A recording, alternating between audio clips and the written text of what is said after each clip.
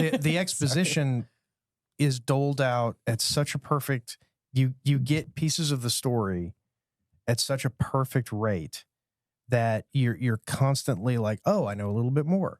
It means that there's a cut almost every 2 seconds in this movie, which I didn't even notice when I was watching it. I'm starting to notice it now, though. Now that you mentioned it, Are you getting disoriented over there? Once you know it, once you notice it, it does become a little obvious. It doesn't feel harried. The pacing is perfect in it. Definitely one of the versions of the script that was originally supposed to happen. It was supposed to be from the POV of the inspector, so that you were sort of going along the inspector's journey with him, because he was getting this piece of evidence and then he'd get this piece, and finally he hit some sort of stalemate because the evidence stopped making any sort of sense. And so you were kind of, keeping pace with the inspector himself. All I kept thinking of was, where's Blonde? The movie begins with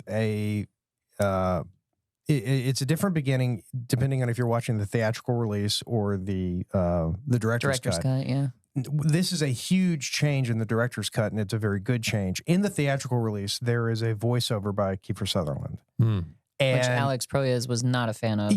He was not taking Kiefer seriously at all at first, and even when Kiefer Sutherland received the script, he honestly thought it was intended for his dad, Donald. And originally, Schreiber, so they changed it from an older character to a younger one. So he disliked the voiceover because it gives away too many plot points. He wanted to make a really intelligent movie, and he did.